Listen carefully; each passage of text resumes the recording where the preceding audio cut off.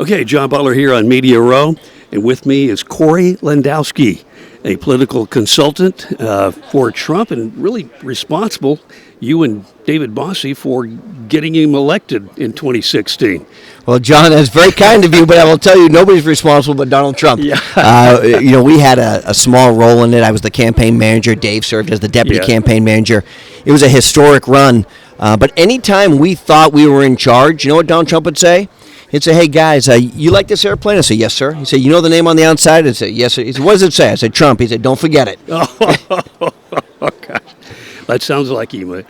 Well, talking with some of the staffers, and you would know this better than anyone, having worked closely with him, they say he only sleeps like 3 hours a night. Is that true?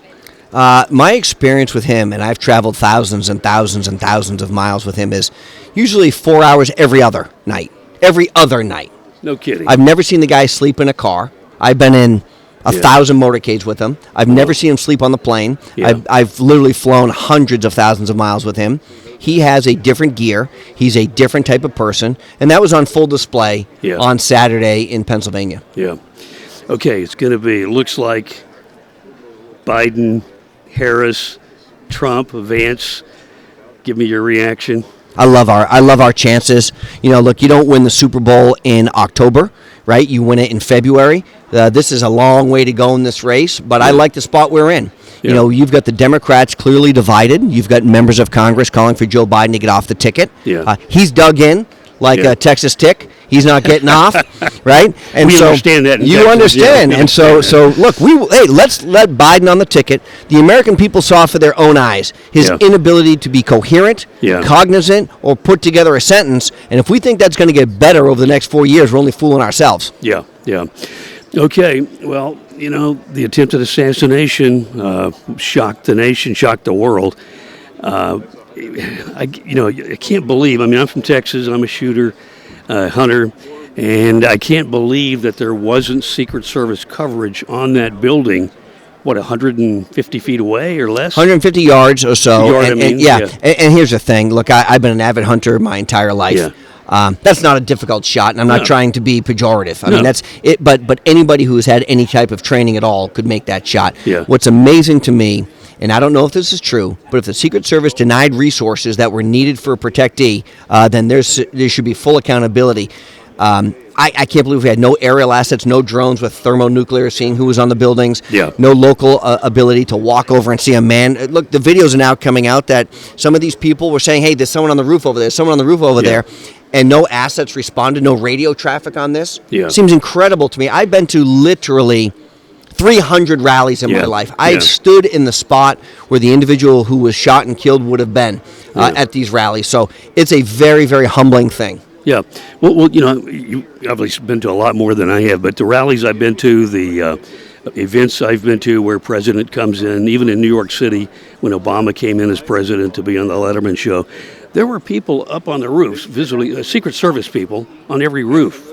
And I can't believe that there wasn't someone covering that building, especially a kid can go and put a ladder up and climb up, and people actually see him from the audience, and nobody responded. It's like the Keystone Cops, and the Secret Service say, well, it's outside the perimeter, so we're not responsible. So you're telling me if I'm standing on the other side of a fence, you're not responsible for what's going on? He is a protectee of the United States Secret Service. You are responsible for everything that has to do with his safety. This kid supposedly drove his vehicle up, went out and bought a ladder, stopped on the way and picked up some ammo, walked with a rifle and a ladder 150 yards from the president, the leading presidential candidate and former president of the United States, and no one said, boy, that's odd. That doesn't seem right. Give me a break. It doesn't pass a smell test. No. Okay. In my memory, my lifetime, this seems to be the most upbeat, unified convention of any I can remember. What's your take on the convention so far? John, it's been phenomenal. And look, while I love listening to your home state senator of Ted Cruz and, Governor DeSantis, I love all that. You know what I love better? I love the everyday Americans who told their story. There wasn't a dry eye in the house when some of these people talk about their kids who were poisoned to death by the fentanyl, or what happens when illegal immigrants are pouring across our country to American citizens. Those are the stories that I want people to remember when they close this convention. Hey, I love listening to the politicians. I know them all. Yeah. But those everyday Americans what this country's about, and they're hurting under the Biden administration. They are praying and asking for hope and prosperity to come back to this country, and the only way that happens is if Donald Trump is back in the White House. Okay. Yeah, just before we go, give me your take on J.D. Vance. You've already said that you were positive about that. A lot of people don't know his story, even though he had a book and he had a movie. I ran into a Texas delegate before, as he was nominated, and she said, well, I don't know the story about J.D. Vance. Once she heard it, she was all in. Tonight's going to be a big night for J.D. Vance, clearly the biggest political speech of his entire career. Look, he has served the American dream.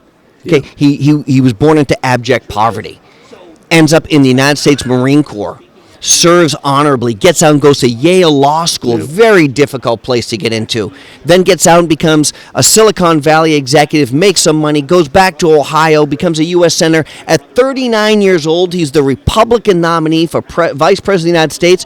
Only in America, John, can a kid who grew up absolutely dead broke poor with nothing 30 years later be at the pinnacle. It's the American dream. It is the American dream, and by the way, there's so many who achieve it, and many more will have an opportunity. Hey, thanks for taking time to talk to me. You bet. Thank you. Appreciate it very much. You bet.